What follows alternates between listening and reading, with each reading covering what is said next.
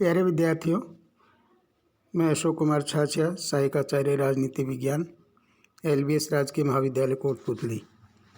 अपन कल पढ़ रहे थे राज्य व व्यक्ति के आपसी संबंध और क्रांति।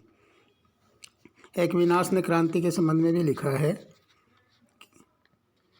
अरस्तु ने क्रांति के कारणों तथा क्रांतियों को रोकने के उपाय पर विचार किया है, लेकिन संत ऑगस्टाइन ने अत्याचारी शासक के विरुद्ध क्रांति को उचित माना है और जॉन ऑफ सैलिसबरी या में अत्याचारी शासक के वध को उचित माना है। किंतु इस बारे में एक्विनास के विचार उपरोक्त सभी विचारकों से भिन्न है। उसने अत्याचारी शासक के विरुद्ध कठोर एवं बुद्धिहीन सविनय अवज्ञा, तीव्र संघर्ष अथवा क्रांति का समर्थन नहीं किया है। उसका मत है कि क्रांति से उत्पन्न होने वाली बुराइयों, गृह युद्ध, आतंक एवं असमानता प्राय इस बुराई से अधिक होती हैं जिसका वह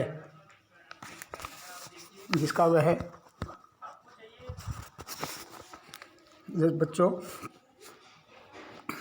जिसका इनका विरोध किया है, जिसका कि वह कि क्रांति विरोध करना चाहती। इस प्रकार वह क्रांति के विरुद्ध है और उसने अत्याचारी शासक के वध को भी उचित नहीं माना है, क्योंकि उसने इस सदैव गुंजाइश रहती है कि कुछ लोग उत्तम शासक को बदनाम करके उसकी हत्या कर दें।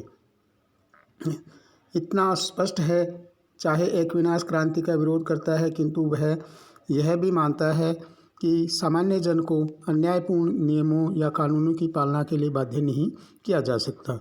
तो इस प्रकार इसने क्रांति के बारे में भी अपने विचारों को स्पष्ट किया है। नेक्स्ट है न्याय संबंधी विचार। एक्विनास की न्याय संबंधी धारणा पर रोमन न्यायविदों एवं अरस्तु के विचारों का प्रभाव दिख पड़ता है। वह रोमन न्यायविदों के इस मत से सहमत है कि न्याय ऐसी निश्चित एवं सनातन इच्छा है जो प्रत्येक व्यक्ति को उसके अधिकार देती है। उसके साथ ही वह अरस्तु की भांति न्याय का मौलिक तत्व समानता को स्वीकारता है। एक्विनास ने पुनः समानता के दो प्रकार बताए हैं, प्राकृतिक समानता तथा मानवीय समानता। प्राकृतिक समानता का अर्थ है पूर्ण समानता है जो प्राकृतिक कानून पर आधारित होती है, तथा मानवीय समानता यानी राज्य शासक के कानूनों द्वारा तय होती है। वस्तुतः मानवीय समानता मानवीय कानून पर आधारित होती है, जिसने मानवीय कानून एवं मानवीय समानता के अंतर्गत अरस्तु के वितरक को न्याय का उल्लेख किया है। तो इस प्रकार से हम देखते हैं ग्रात्साइनी देवन उन्होंने लिखा है कि मध्यम वर्ग सैनिकों, न्यायाधीशों, प्रशासकों, विद्वानों, पादरियों तथा अभिभावकों को अधिक अधिकार दिए जाने, उससे अधिक अधिकार शासकों को मिले होने चाहिए, क्योंकि ये सारे समाज का मूर्तिमान रूप होते हैं। नेक्स्ट है संपत्ति संबंधी विचार। एक्विनास ने निजी संपत्ति की व्यवस्था का समर्थन किया है और इस बारे में उसने अरस्तु के अनेक तर्कों को दोहराया। वह अरस्तु की तरह ही मानता है कि प्राकृतिक संपत्ति की व्यवस्था की तुलना में निजी संपत्ति की व्यवस्था अधिक उपयोगी व महत्वपूर्ण है। सामूहिक संपत्ति की व्यवस्था से व्यक्तियों में अनुत्तरदायित्व की भावना आती है, क्योंकि वे सभी की संपत्ति किसी की भी संपत्ति नहीं होती है तथा व्यक्तियों में झगड़े भी उत्पन्न होते हैं। निजी संपत्ति की व्यवस्था व्यक्ति को आत्मसंतोष देती है तथा उत्तरदायित्व की भावना पैदा करती है। तो इस प्रकार से बच्चों हमने देखा कि निजी संपत्ति को वह उचित मानता है, क्योंकि और सामूहिक संपत्ति को वह संपत्ति के दायरे में नहीं रखता। कहता है कि सामूहिक संपत्ति से आदमी क्या एक प्रकार से निठल्ला हो जाता है और वह इतना सामूहिक संपत्ति को कमाने में इतनी रुचि नहीं दिखाता। निजी संपत्ति की व्यवस्था जो होती है उसमें व्यक्ति को संतोष मिलता है बच्चों। और मान लीजिए आपके पास आपकी खुद की स्वयं की कोई निजी संपत्ति नहीं है तो आप उसके बारे में ज़्यादा सोचोगे नहीं। नेक्स्ट है बच्चों चर्च संबंधी विचार। एक्विनास का मत है कि समस्त सृष्टि की उत्पत्ति ईश्वर द्वारा की गई है और चर्च की उत्पत्ति का स्रोत भी ईश्वरीय सत्ता ही है। चर्च स्वयं ईश्वर के पुत्र ईसा मसीह द्वारा स्थापित किया गया है। चर्च तथा पोप दोनों ही पृथ्वी पर ईश्वर के प्रतिनिधि हैं और इस रूप में पृथ्वी पर उनका स्थान पवित्र एवं सर्वोच्च है। तो इस प्रकार से उसने बच्चों सभी की उत्पत्ति उसने ईश्वर से माना है। ईश्वर अर्थात उसने ईसाई धर्म होने के कारण उसने चर्च ईसा मसीह जो था उसको चर्च ईश्वर का ही प्रतिनिधि माना है और वह श्रेष्ठ होता है। उल्लेखनीय है कि एक्विनास से पूर्व राज्य एवं चर्च में पर्याप्त विवाद की स्थिति थी, किंतु उसने इन दोनों के बीच तालमेल बिठाने का प्रयास किया।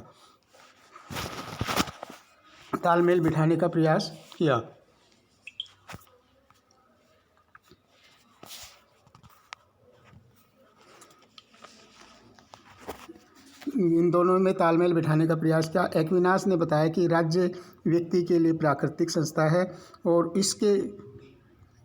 एक्विनास ने बताया कि राज्य व्यक्ति के लिए एक प्राकृतिक संस्था है और उसके भौतिक विकास के लिए आवश्यक है, किंतु व्यक्ति की पारलौकिक आवश्यकताओं की पूर्ति आध्यात्मिक आवश्यकताओं की पूर्ति चर्च द्वारा की जा सकती है, क्योंकि भौतिक जीवन की तुलना में आध्यात्मिक जीवन जो होता है बच्चों वह अधिक महत्वपूर्ण है। अतः राज्य के ऊपर चर्च की सत्ता होती है तथा सम्राट के ऊपर पोप की सत्ता होती है। यह मानना है कि कुछ स्थितियों में कौन सम्राट के पद से हटा सकता है, किंतु चर्च की सत्ता को मूलतः आध्यात्मिक है। यानी कहने का मतलब यह है कि बच्चों कि व्यक्ति के भौतिक सुख के अलावा उसके आध्यात्मिक सुख है और आध्यात्मिक सुखों की पूर्ति कौन करता है? ईश्वर का प्रतिनिधि अर्थात चर्च अर्थात पोप यानी ईसाई पादरी जो होते हैं वो है उसके आध्यात्मिक की सुखों की पूर्ति करता है। इसी तभी ही व्यक्ति संपूर्ण बन पाता है। निष्कर्ष: संत थॉमस एक्विनास मध्ययुगीन अरस्तु का सबसे अधिक प्रतिपादक विचारक था। एक स्टॉकिस्ट विचारक के रूप में उसने धर्म प्रधान ईसाई राजनीतिक विचारधारा को अधिक से अधिक तर्कपूर्ण, बुद्धिसंगत एवं व्यवहारिक बनाने की चेष्टा की। इस उद्देश्य तथा उसने यूनानी, रोम तथा मध्ययुगीन ईसाई विचारकों के चिंतन से समन्वय स्थापित किया। तो इस प्रकार से हम बच्चों देखते हैं कि जो थॉमस एक्विनास जो थे उन्होंने ईसाई जगत को यानी ईसाई विचारकों को यानी अरस्तु के साथ जोड़ते हुए अरस्तु के ईसाईकरण को बढ़ावा देने की। डेविड नॉवेल्स के अनुसार अरस्तु को स्वीकारते हुए भी एक्विनास ने अपने विचारों को विस्तृत किया है, उनके रिक्त स्थानों की पूर्ति की है और ईसाई धर्म के प्रकाश में उसके विचारों की व्याख्या की है। उसने ईसाईयत तथा अरस्तुवाद के बीच जो तालमेल बैठाया है उससे अंतिम महत्व अरस्तुवाद का नहीं है अपितु स्वयं ईसाईयत का है और इस प्रकार उसने अरस्तुवाद का ईसाईकरण किया है। तो इस प्रकार से बच्चों ये आज का टॉपिक अपना यही ख़त्म होता है। कल हम नेक्स्ट टॉपिक पढ़ेंगे, तो इसके लिए अब हम इजाज़त लेते हैं। ओके बच्चों।